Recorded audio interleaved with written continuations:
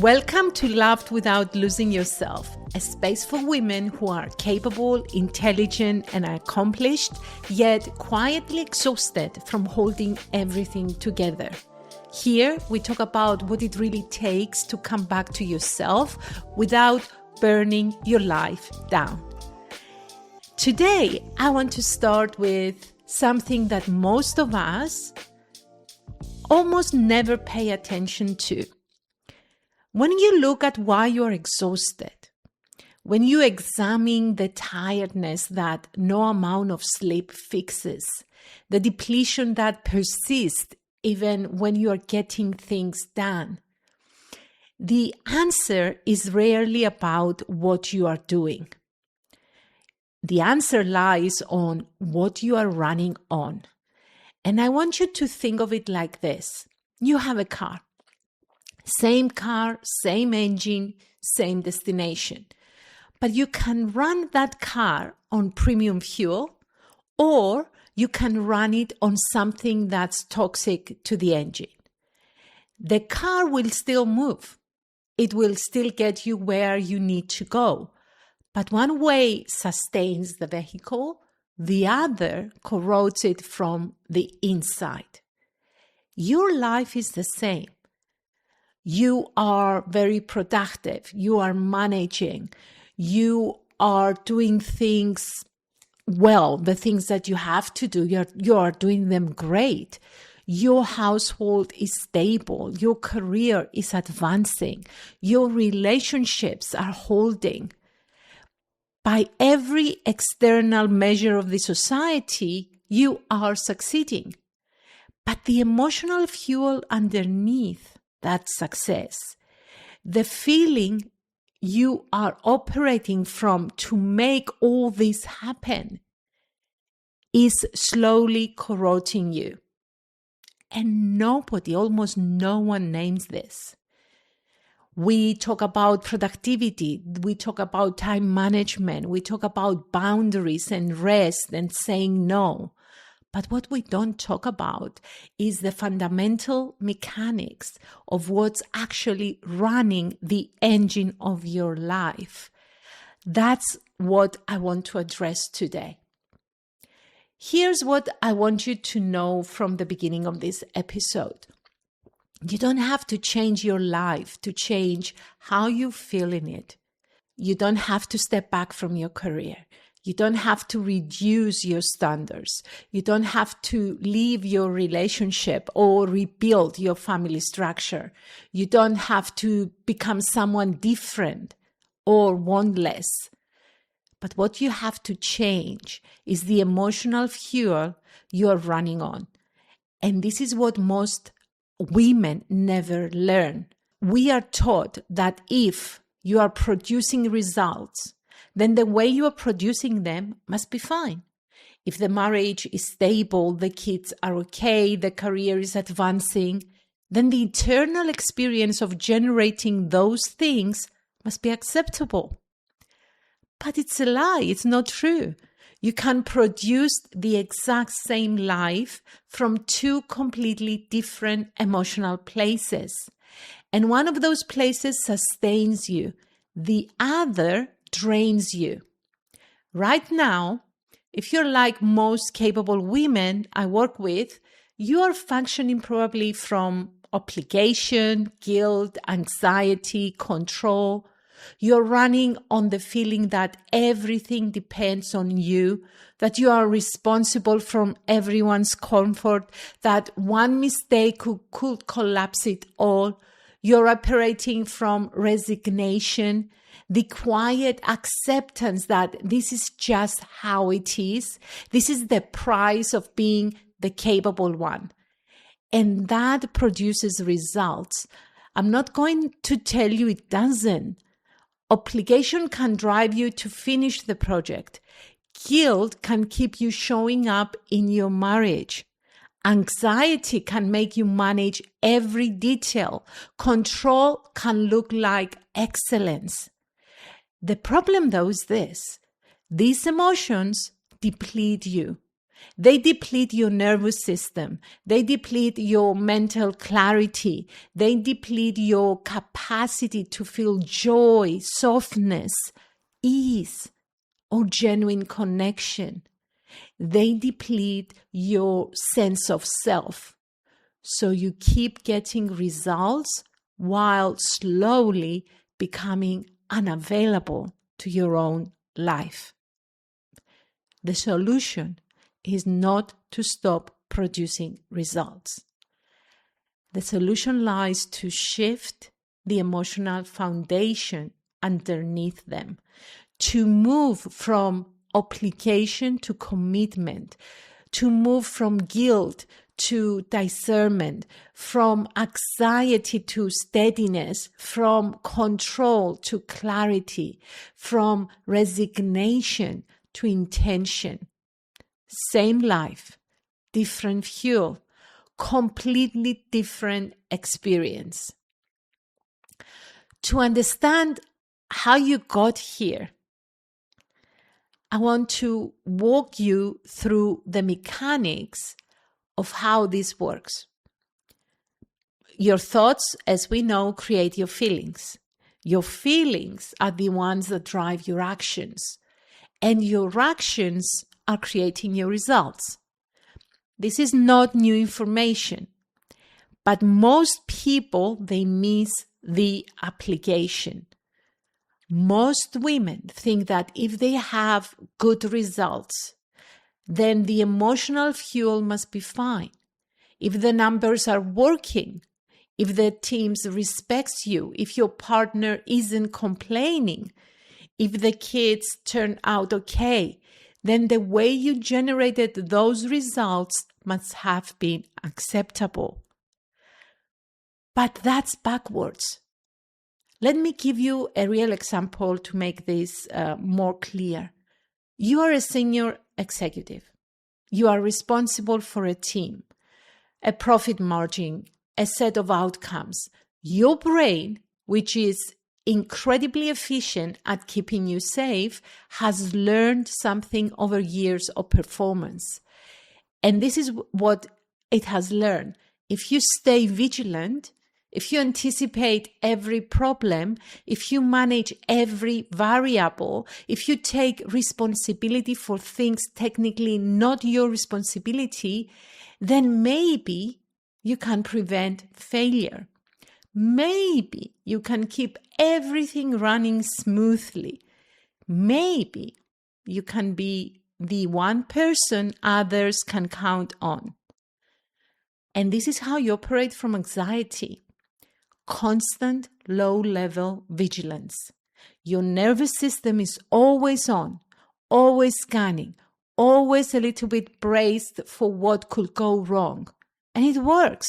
Your team performs, your numbers are solid, you get promoted, but you are exhausted.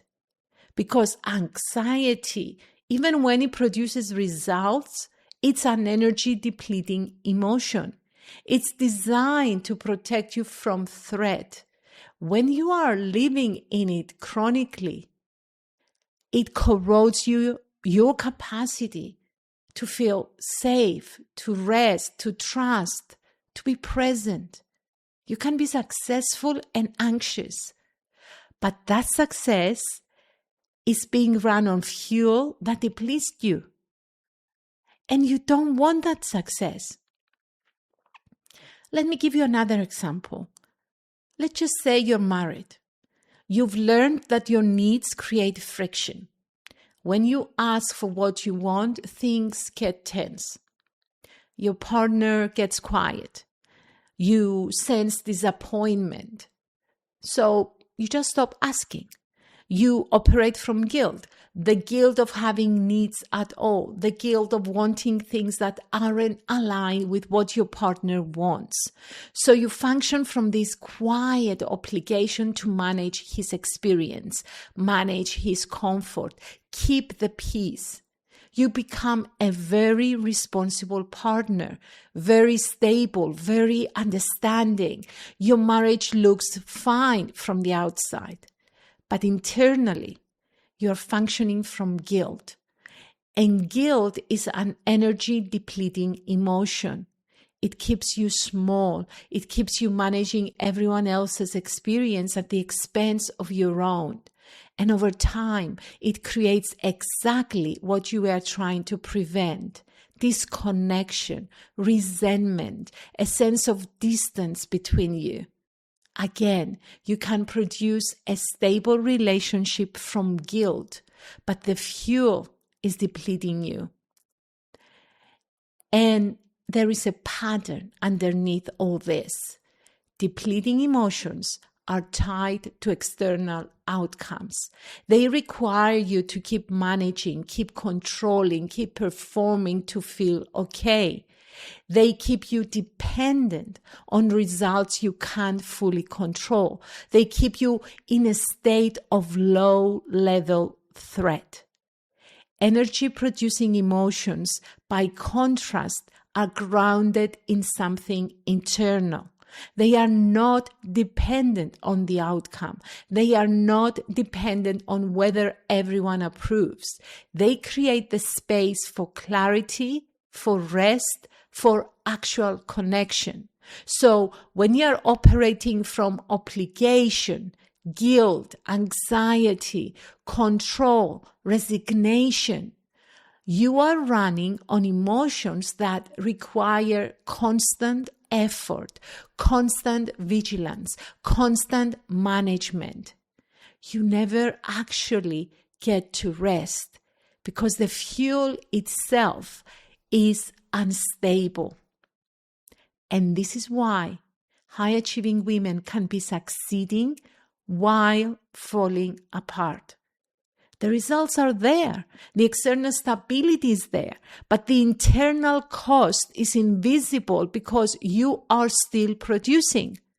Nobody sees this. You don't even fully feel it consciously. You just feel tired in a way that doesn't make sense given what you've accomplished. That's what it feels like to run on depleting fuel. So how do you actually change this? And the first step is diagnosis, the awareness of what's happening. And it requires to find the real cause, not what you think you should be running on, not what you wish you were running on, but what you are actually operating from right now. And this is not theory. This is practice in your body and in your daily experience. When you wake up, what's the first feeling you notice? Is it steadiness, or you notice a low-level hum of anxiety, a sense that you need to get ahead of something? When you are in a conversation with your partner, what's underneath your attention? Are you present and clear, or are you somewhere else? Are you trying to manage his reaction, scanning for tension? When you are managing your team, are you making decisions from clarity, or are you controlling outcomes because you feel that anything less feels unsafe? When you're saying yes to something you don't really want to do, what's the feeling underneath? Is it genuine generosity, or does it come from obligation, guilt, fear of what happens if you say no? This is the diagnostic step, and it requires raw honesty. No judgment, just honest observation of what's actually fueling your daily functioning. Because the truth is, you cannot shift what you want name, what you want see clear. As long as you believe you're functioning from discipline or responsibility, as long as you believe this is maturity, you won't recognize it as a depleting emotion that you have the power to change. So the first practice is clarity, and name it as it is. I'm operating from anxiety about what could go wrong. I'm operating from guilt. I'm operating from obligation to manage everyone's comfort. I'm operating from resignation that this is just how it has to be. Don't reframe it as something different. Just name it clearly. And once you name it, the second step is you have to understand that this emotional fuel is a choice. And you didn't make it consciously. You didn't sit down and decide that years ago that this is how you need to function. But right now that you have gained clarity, you can change it. This is where people usually push back. This is where we say, well, I can't just decide to feel different. I just can't choose to feel steady when actually I feel this anxiety inside me. This is not possible. And they are right. You can't fake it. You can't just slap a positive emotion on top of a depleting one and have it work. Fake it until you make it doesn't really work here. But here's what you can do. You can change what you are thinking about. You can deliberately shift your attention. You can practice a different relationship to the very real circumstances you are managing. Let me be specific about what this means. Right now, you are in anxiety because your brain is focused on what could go wrong. You're running through scenarios. You are anticipating problems. You are managing variables. That attention creates anxiety. What if instead you deliberately focused your attention on what do I actually know right now? What do I have evidence for? What's within my control? And I'm not talking about dismissing the real challenges here. I'm not talking about pretending that things aren't difficult. What I'm saying is to shift from living in the future to living in the present, in the reality. That shift from being future-focused to present-focused reality is the shift from anxiety to steadiness. Or let's just say you are in guilt because you are focusing on what does he need from me? What will disappoint him? How do I manage his comfort? What if you shifted your attention to what do I actually need? What's true for me? What would self-respect look like here? That shift from his experience to yours, from managing to honoring, is the shift from guilt to discernment. Or let's just say you are in obligation because your brain has learned, if I don't do this, usually things fall apart. Everything depends on me. I am responsible. These are all your thoughts. What if you shifted your attention to, what am I genuinely choosing here? What am I committing to?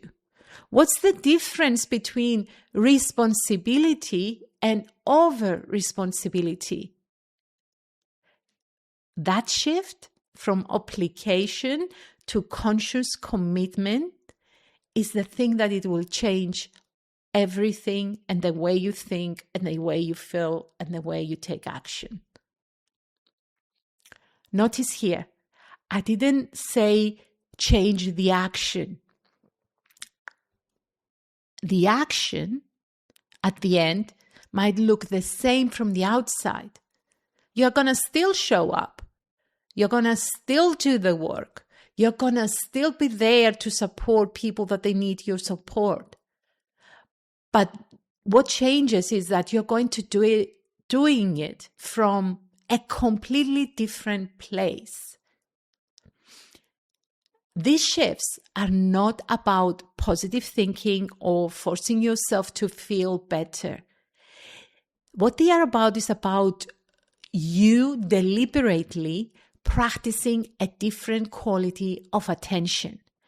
And they require practice, because right now your brain is very practiced at anxiety, guilt, obligation, resignation.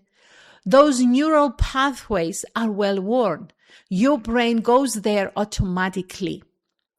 And shifting from steadiness, discernment, commitment, intention, shifting to all these emotions requires deliberate practice. They are available to you. You can choose them right now. And I want to give you the process. I want to give you the steps. Step 1, I want you to name honestly what you are running on. I am running on obligation. I'm running on anxiety. I'm running on guilt. I'm running on control. Just state it as it is. Step 2, recognize that this emotional fuel, while it's real, is not fixed. It's created by what you're attending to. And you can change your attention. Step 3, begin practicing a deliberate shift. When you notice anxiety, deliberately shift your attention to what's real right now, not what could go wrong. When you notice guilt, shift to what you need, not what manages his experience. When you notice obligation, shift to what you are genuinely committing to. Step 4, expect this to feel uncomfortable, at first at least. Because what you're doing right now, you are rewiring a very practiced pattern. And this uncomfortable feeling, it's normal. That's the work that you need to do. And the result of constant practice is that you will begin to naturally operate from steadiness, discernment, commitment. And you're not going to force this. The more you practice it, the more your nervous system recognizes that it is safe. And this is when change happens. When your nervous system recognizes it as safe. So what actually changes? Let's just see what actually changes when you make this shift. First, your nervous system calms. When you're no longer running on anxiety, your actual nervous system stops being in chronic activation.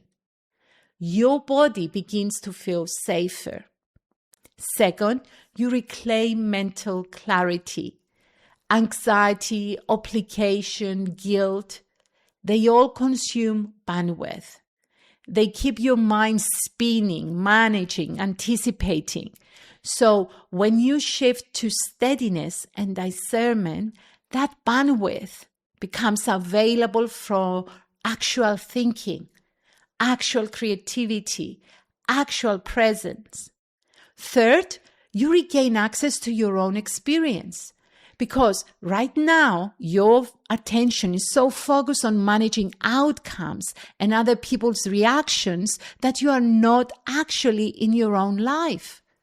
What you're doing is you're performing a role. But when you shift the fuel, you come back.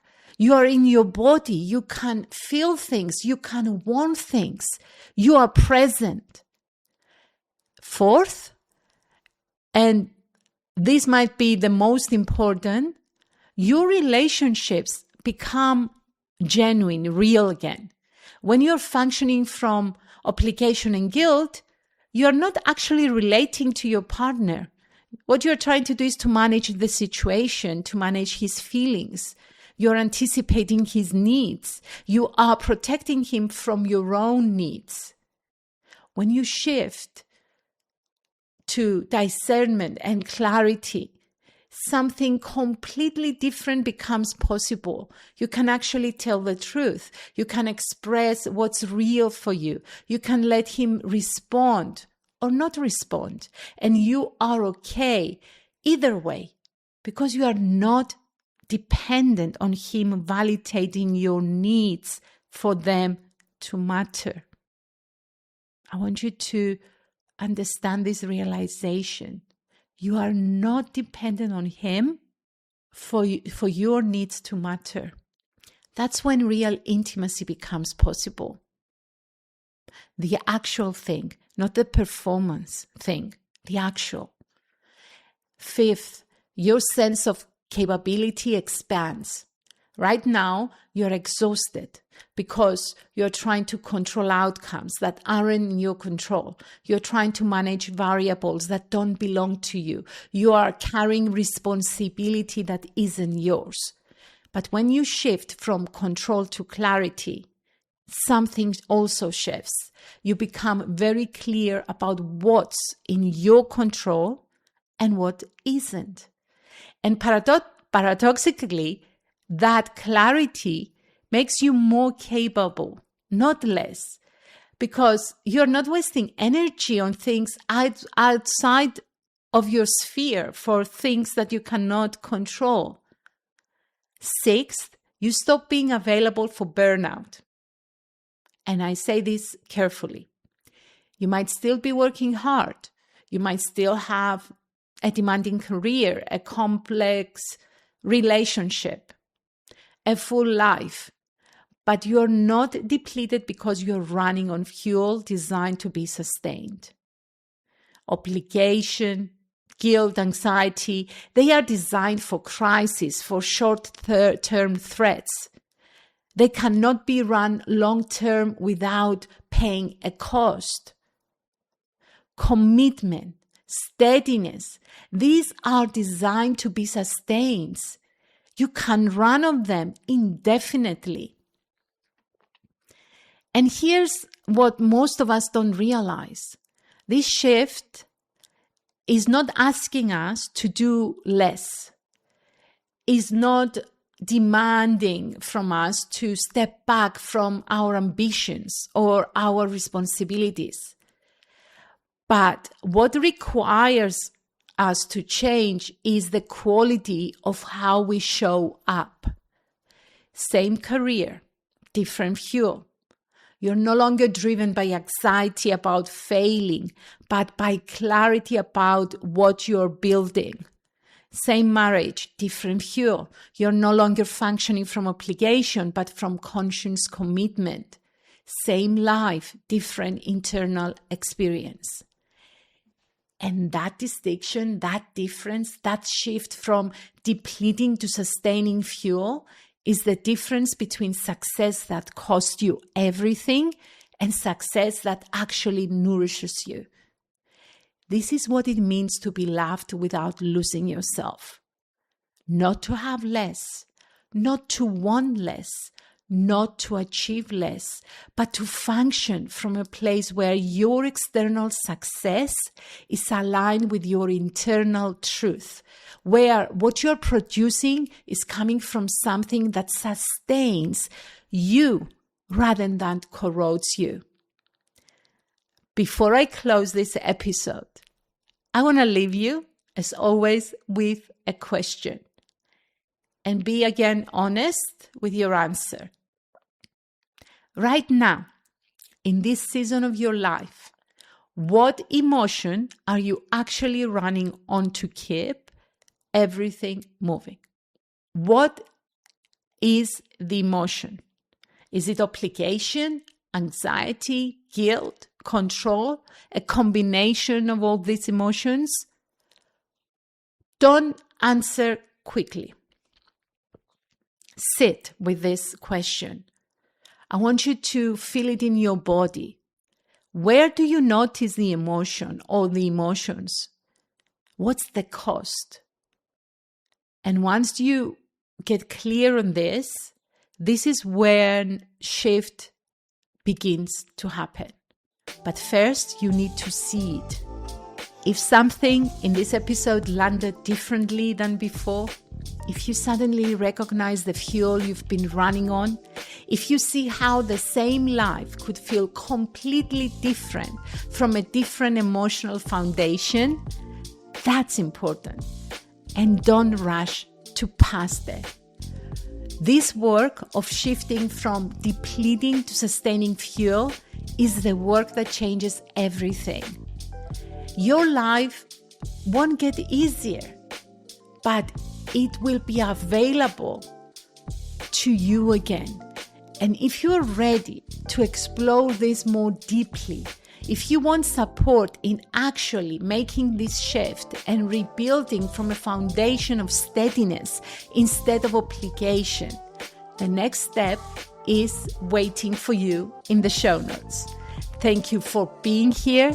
Thank you for your honesty. Thank you for being willing to look at this. I will speak to you next week. Much love.